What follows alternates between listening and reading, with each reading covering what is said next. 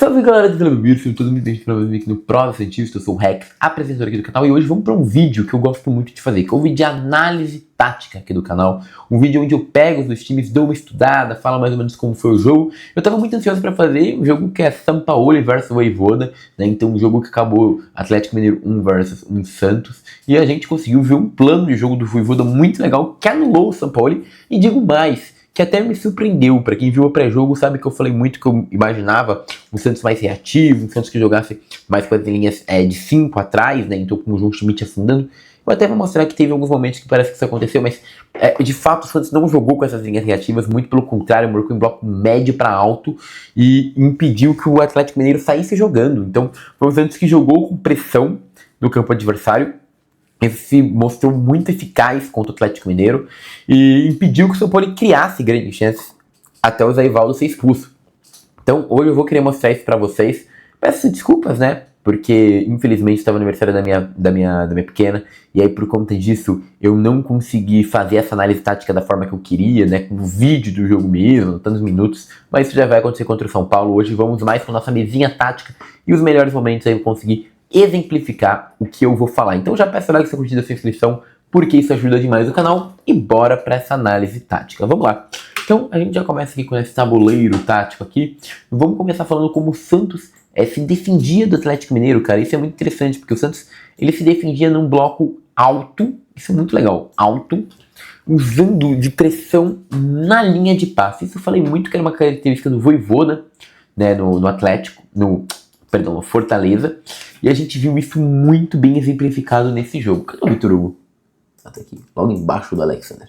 Isso. E a gente viu nesse jogo. Então, o que a gente vai ver muito no Atlético Mineiro? O Atlético tinha essa estrutura de 3 zagueiros praticamente aqui, mas a gente vê que nessa estrutura ainda tinha o Fausto Vera para ajudar na saída de bola, só que a gente vê que o Santos fez um encaixe, né? Então era ou o Guilherme ou o Neymar aqui, né? Eles trocavam bastante posição, o Lautaro também às vezes vinha para esse meio, o Guilherme para lá, o Neymar para cá, e esses três formavam uma primeira linha de passe, de quebra de passe. Logo depois tinha mais uma linha de 2, tá? Até de 4 se bobear, porque ficava o Vitor Hugo, o Zé Rafael, o Escobar e o Igor Vinícius aqui, com o Schmidt fazendo uma chegada. Dessa outra linha de 3 aqui, a gente tinha um removível, que era o Schmidt, que subia ainda para ajudar nessa pressão. Então o Santos fazia uma marcação muito chata. Como é que funcionava a marcação do Santos? Vamos falar, o Everson começava a bola aqui, ó, com esse zagueiro do Atlético Mineiro, tá? Esse cara ia tentar trabalhar aqui a bola, principalmente o Vitor Hugo já subia para fazer a contenção do Arana. Então o Arana como ala não tinha essa subida. O Lautaro marcava um dos zagueiros, o Neymar marcava a sobra, o Igor Vinícius marcava o meia logo imediatamente à frente, e se formava um losango. O Guilherme fechava essa linha de passe e eles não tinham mais linha de passe. Eram obrigados a fazer o quê? Dar chutão para essa linha de bola bem consumida, bem passada. Se eles conseguissem sair daqui, vamos falar, saíram daqui e vieram para cá. Zé Rafael já aparecia para marcar, Escobar já aparecia para marcar, Guilherme já mudava isso aqui. E se algum atacante ainda voltasse, o João Schmidt avançava para impedir a linha de passe. Com isso, o Atlético Mineiro só tinha uma alternativa: tentar dar o balão para frente para tentar fazer a saída de jogo contra o Santos. O que impedia, morria nessa linha de zaga do Santos, tá? Que estava bem posicionada para fazer pomos de desarmes pelo alto também. Então, o Atlético Mineiro acabou se vendo bastante encalacrado, e com isso várias chances do Santos foram acontecendo ao longo do jogo, né? A gente pode falar algumas chances que a gente viu, e aí eu vou pegar alguns lances da GE para mostrar isso, e mostrar alguns lances da partida. Então vamos lá. Primeiro lance de pressão, esse aqui que é o pênalti no Neymar, que não é dado, né? Vamos lá. Se a gente for pegar esse lance, o que eu vou mostrar pra vocês, ó. O goleiro vai tocar, pera aí, antes disso tudo. É uma lateral, certo? Uma lateral, e aí vai se enviar a bola. O que eu quero que vocês percebam, ó. Novamente, Igor Vinícius marcando, Vitor Hugo marcando, Lautaro Dias marcando o zagueiro. O terceiro zagueiro tem a linha de passe cortada pelo Guilherme. E ó, o Zé Rafael marcando essa linha de passe, João Schmidt avançando para marcar essa linha de passe. Tá todo mundo avançado para marcar uma linha de passe. Com isso a bola vai sobrar, certo? E aí vai ter um ótimo passe, muito bem encontrado pro Neymar, que tá sozinho nesse oposto. Por quê? Porque o Santos estava marcando pressão e fez a inversão de bola. O pênalti tá logo depois do chute do Neymar, né? O Neymar acaba perdendo o gol assim que ele chuta, e aí vem esse carrinho por trás e faz o contato. Mas a gente vê o que? A pressão do Santos acontecendo. Aqui é um lance de transição que eu ainda quero falar um pouco sobre, mas antes eu queria falar da pressão do Santos em si. E aqui eu acho que é um outro bom lance de pressão que a gente pode falar. Não, esse... O próximo, perdão, gente. Tô chegando nele. Esse aqui. Vamos lá. A gente vai ver de novo a bola vindo pra cá. Bola vindo pra cá é o que a gente vai ver aqui. Lautaro Dias tirando a possibilidade do cara vir jogar.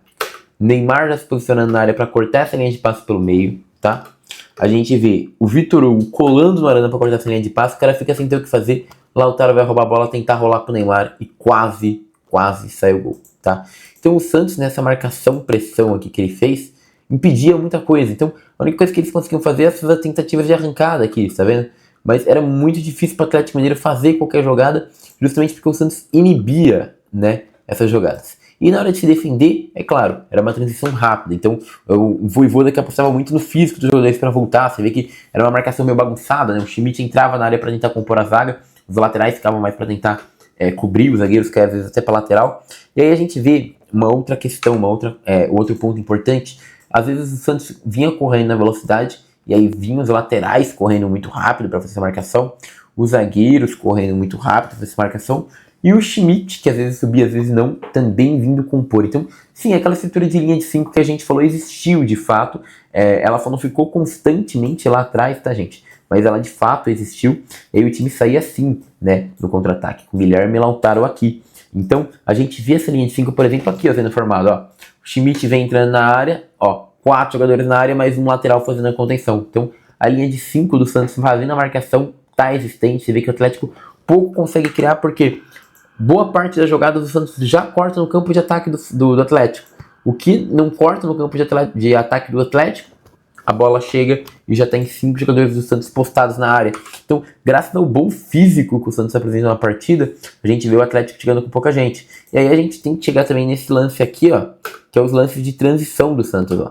Simplesmente velocidade do Neymar. A gente vai ter o Guilherme aberto numa ponta, o Lautaro Dias saindo da posição dele da direita. Então, o Lautaro meio que o Santos estivesse avançando assim, ó. Guilherme aqui, Lautaro aqui. Tá vendo? O Neymar faz esse meio. O Zé vai compor aqui, o Vitor Hugo vai compor aqui. Então o Igor Vinícius vai passar para essa posição e o Lautaro vai vir para cá. Para quê? Para que o Vitor Hugo possa entrar aqui ou o próprio Igor Vinícius, tá, gente? E o Escobar a mesma coisa desse outro lado, tá? Então o Santos vai ter meio que essa subida. Essa linha de 5 não era tão bem feita, tá?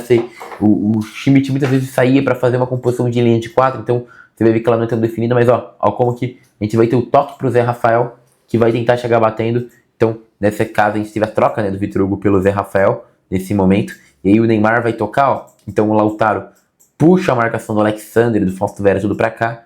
E o Zé Rafael acha esse caminho aqui pra tentar bater pro gol, né? Então, a gente vê o Lautaro fazendo essa puxada no contra-ataque. E aí a mesma coisa, ó. Santos com o Neymar vai ter uma ultrapassagem. Vitor Hugo passa pela esquerda e vem fazer o bate. Então, novamente, ó, Guilherme aberto na ponta, Dias na outra, o Igor Vinícius fazendo a ultrapassagem. Então, falta um pouco de paciência para o Santos aproveitar mais esses lances, mas a gente já vê esse contra-ataque, essa transição já existindo também. Então a gente já entende como que o Santos marca, entende como o Santos ataca, como o Santos faz a transição, né? Isso é muito importante porque a gente consegue ver muitos lances do jogo acontecendo. O Atlético não tem tanto espaço, justamente pela boa marcação. E esse foi o lance até que o Brasil se machuca, na real. Mas você vê que o Atlético não tem espaço para fazer uma marcação. O Atlético não tem como conseguir o caminho para o gol, justamente pela marcação forte do Santos, aparecendo quase o tempo todo. Então, quem eu falei, cara, aí a gente vai pro imponderável, né? O Santos muda fortemente taticamente. Eu vou mostrar agora como o Santos acaba o jogo assim que o Zé Ivaldo é expulso, né? Fica a linha de defesa, então o Igor Vinícius, o Luan Pérez e tudo mais, e o Zé Ivaldo é expulso, né? Então o Zé Ivaldo morre aqui. Bom, o Zé Ivaldo sendo expulso, tem 2 Zé Ivaldos, enfim, entra o Donis Frias, né? O Vitor Hugo vai sair para a entrada do Cabadeiro, né? Então Cabadeiro,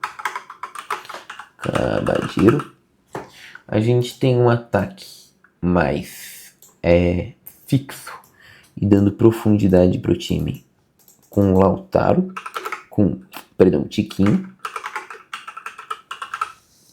João Schmidt vai sair. O Guilherme fica, se não me engano? Não, o Guilherme também sai. A gente vai ter, eu acho que é 17, né? O Robinho Júnior. Robinho Júnior, aberto nessa ponta.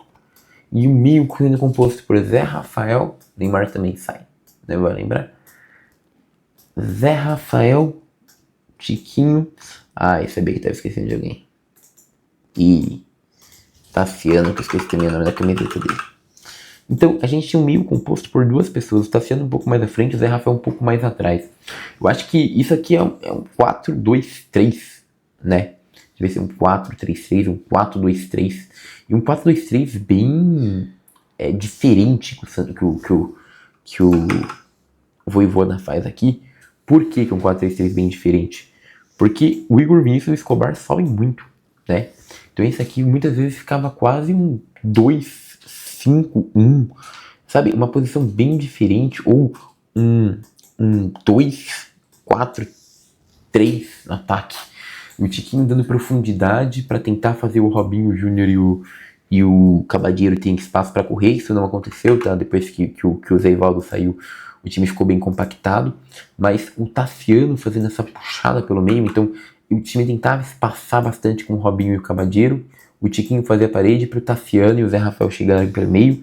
E o Igor Vinícius talvez e o Escobar fazerem também a profundidade, e esses caras faziam uma diagonal, tá? Então o Santos meio que jogou assim, era desesperador, porque ficava só com 2 zagueiros para fazer a contenção, mas é aquilo, né? Já tava perdendo de 1-0, então tinha que fazer isso.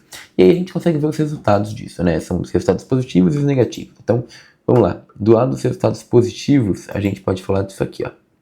Do lado dos resultados negativos, a gente pode ver isso aqui, ó. Qualquer bola interessante, que eu acho que esse na verdade é o gol, mas não tava nem querendo falar do gol. Tô falando desse lance aqui, ó. Peraí. Esse, não sei. Não, essa é a foto do Chiquinho. Esse lance aqui, ó.